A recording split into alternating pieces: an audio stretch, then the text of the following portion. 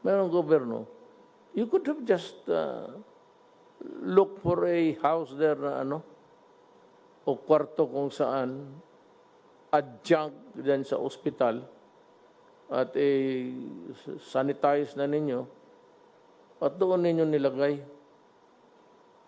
Paano yung mga Pilipino na ganun? Kaya lahat na magkasakit, heart attack, appendicitis, pumutok ang kung anong puputok dyan, pumutok yung utak, especially government hospital, my order is must accept admission. You fail on that, I will relieve all of you sa hospital. And you consider yourself suspended because the written order will follow. Itong sa swab, mayroon nga noon sabi hindi mabili kasi ito, ganito, kulang sa health assessment. So we do not have that certification and I cannot wait until all Filipinos die. Sabi nila, hindi daw, and there are some objections ng mga immune doctors. Look, if you have a better way of dealing with the problem, tell us. Please. Kung kayong mga left, may mabuti kayong paraan, sige, kayo dito. Sabihan ninyo itong mga trabahante, sila General Galvez, Sunny Dominguez, and we will accommodate you and do exactly what you would advise us to do. But if you do not have a better way of dealing with this problem, then I said, kindly step aside and keep quiet.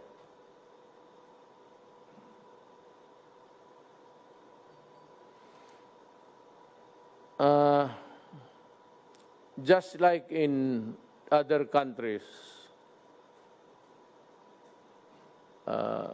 yung iba na sumunod talaga, kagaya ng Korea, yung may disiplina na bayan, alam mo, medyo humina sila.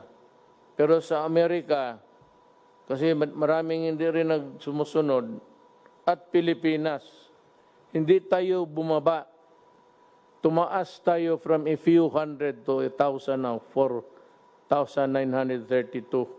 as of 4 p.m. today. Ngayon, April 13 at 4 p.m. The record stands like this. Number of cases, 4,000. Ulitin ko ito para papasok sa utak ninyo. 4,932. Ang nag-recover, 242. Ang patay, 315. Mas marami ang patay kaysa naka-recover.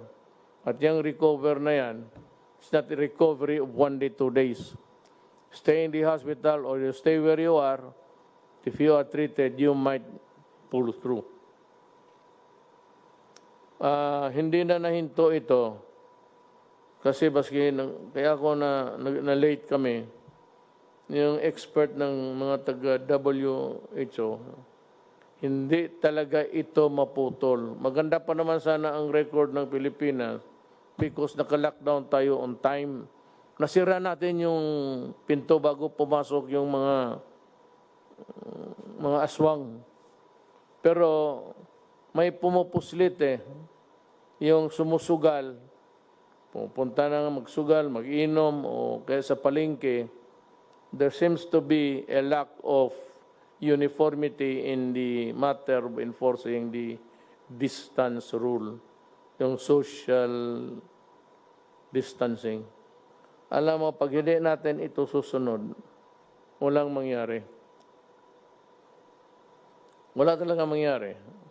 Kami dito, salita ng salita hanggang makuha rin namin ang COVID. Baka una kaming mamatay. Pero hindi talaga ito makatulong sa Pilipino. Huwag munang lumabas ng bahay.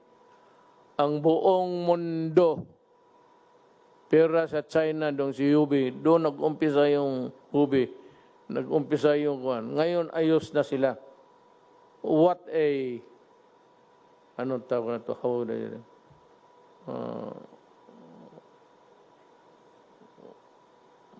napakaano na, what an irony. Galing sila sa kanila, tapos sila ang nauna nag-open, okay na sila. Ganito yan, ha? Patapos na ako. Tapos, Joy, itong epidemic or pandemic, hindi ito natapos na sabihin mo yung nasa ospital, yung ginagamot ngayon, yun yung first wave. May second wave ito. Yung mga tao nung kakakahawa lang o noon sipon pa lang, tapos ginagamot na itong nauna, yung iba namatay, yung iba na lumusot, yung iba hindi pa masyado, yan ang second wave. Tapos kung naubos na yan, mayroon pa talang third wave. Ganito na lang, para maintindihan ninyo. Kung ako ang nagbibenta ng mangga, ang order ko sa mga supplier ko, bigyan mo ako ng hinog ready to eat, ready for serving. Tapos, bigyan mo rin ako yung hindi masyado hinog, yung green, yellow. Kasi pag natapos na ito, itong mga hinog na to, within 2-3 days, mahinog na rin ito, yun ang ipapasok, yun ang second. Ang third, yun yung mangga na talagang green pa. Wala pang yellow, walang kulay pa. Ito yung third wave. Pag nabinta mo na itong second wave, ito yung third. Ganon ang epidemic. Habang namamatay yung unang tinamaan, ospital, bahay, yung iba na nahawa lang, bago lang, yun sila ang second wave. Tapos yung third wave, yung panghuli. Pero paliit na yan. Yan ang ibig sabihin kung bakit kayo i-maintain ninyo ang social distancing or the distant rule. Ngayon, ang mga mayo nito, nung una kong nakita sa palengke, may tigabantay, tapos parang, sige, ikaw ang sunod. Parang sa bangko. Tapos nakapilaw, ikaw naman. Pagpasok sa palengke, ang gawain ninyo dito, bili kayo ng trapal, mainit yan, pero you might want to use another material that is not, that is heat absorbent. Palinyahin talaga ninyo. Kayong mga mayors, huwag kayong maglaro. Kasi ang ayaw ninyo mag-social distancing, mapipilitan ako puntahan kita at arestuhin kita. Ayaw kong mag-aresto ng mayor. So huwag ka magsabi, hindi, mayroon kaming batas sunod. Sa panahon ito, ang batas isa lang. Ang batas ng DOH as implemented by Lorenzana Anyo Galvez, pati itong yan silang tatlo. Yun yung batas ngayon. Ngayon, kung salubungin mo yan, mapipilitan akong puntahan ka at sabihin ko sa inyo, anong klase ka? Mayroon ng binibigay na instruction. Yung iyong point of view o sarili mong paniwala, taguin mo lang yan. Punta ka doon sa pasok sa kwarto mo, kunin mo lahat sa bulsa mo yung iyong opinion, ilagay mo sa drawer mo, tapos sundin mo lang ang gobyerno. Okay tayo dyan? Mayor, governors, ako, I am your public servant. Kayong mga mayor, bata-bata lang ninyo ako. Utosan ninyo ako kung anong gusto ninyo.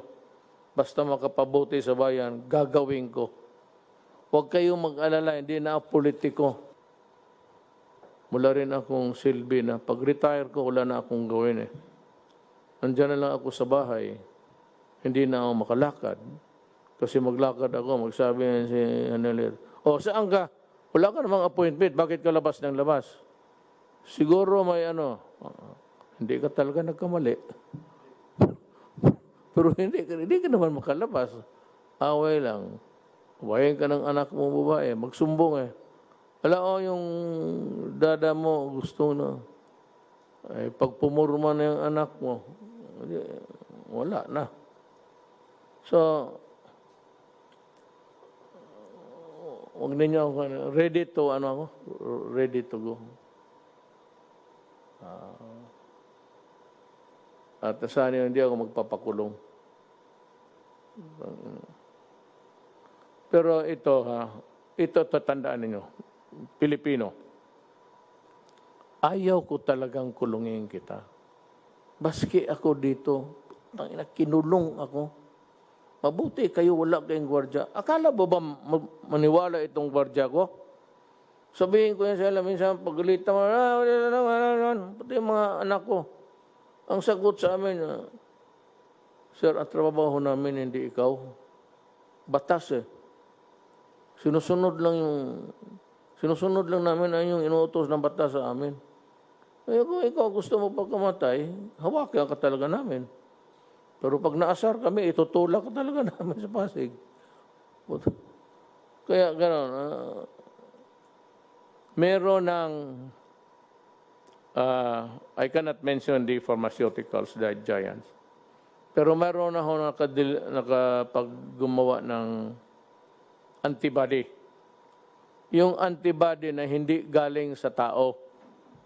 Yung kasing yung antibody na mag-fight ang ang sarili mong antibodies, tapos ma-overwhelm na yung kalaban, yan, gawa ng katawan mo. Mukhang ito sa basa ko, wala akong ginawa, hindi magbasa, makinig, inutusan ko sila, hindi ba na marunong ng hanggang pindot-pindot lang ako. Meron ng medisina, antibody ang isang giant pharmaceuticals. Tapos naghahabulan sila. Sabi, by May, baka they would start to market it. Pabili na nila. Ang problema, sabi nga we are on the last ladder. Ang una niyan yung mga mayaman na, kasi marami yan kailangan. So as fast as they can really manufacture or farm out the product, just retain the copyright para magtulungan sila. Kung meron na yan, tapos makita ko na ginagamit ng tao, ililift ko. Total, kung magkasakit kayo, may antibodies naman tayo mabili. Ngayon, kung wala kang mabili, problema mo na yan. Kasi tapos na yung, I will lift the quarantine. Ngayon, paglabas ninyo, ganun pa man, I would still insist. Kasi sabi ng mga scientists dito, kinig ako. Hindi yung scientist sa TV yung sasalita na personal. Sekreto, ganun pa man. Mask, yung, ano yung akin? Ito. Ganito.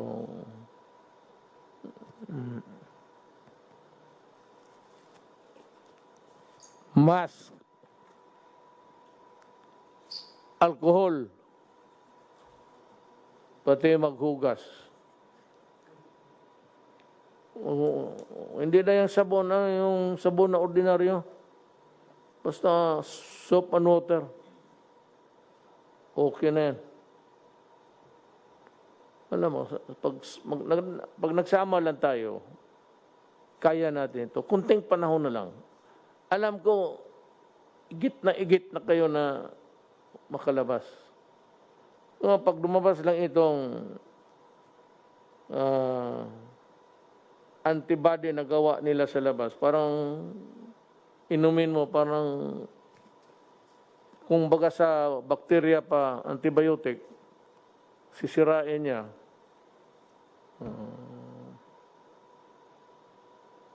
Kasi itong, wag na.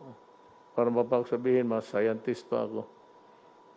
The nature of a COVID, gusto ko sanang, baka sabihin ninyo, bakit di ka naman doktor?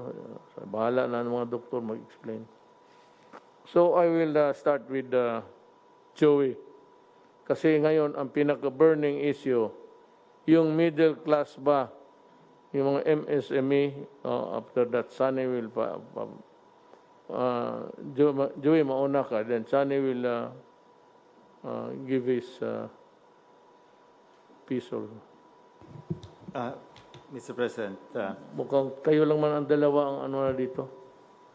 I'd like to ask the presidential spokesman to listen so that you can formulate a very coherent thing of a presentation. So, Mr. President, I think a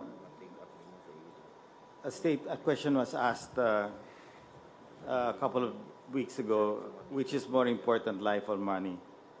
There is no doubt that life is the most important. But however, without money, how will people eat? How will people buy medicine? And how will our MSMEs recover? So, how do we bring back the economy in a sustainable way and still make it safe? Mr. President, you did the right thing when you locked down at the right time. We are close to we basically are close to finishing the 1 month. And we're moving to the third reset, which is 2 more weeks. So it's a total of 3 resets or 6 weeks in total that we have been locked down.